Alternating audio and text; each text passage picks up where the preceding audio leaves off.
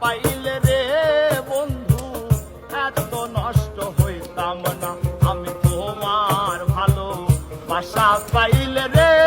বেঈমান এত নষ্ট হইতাম না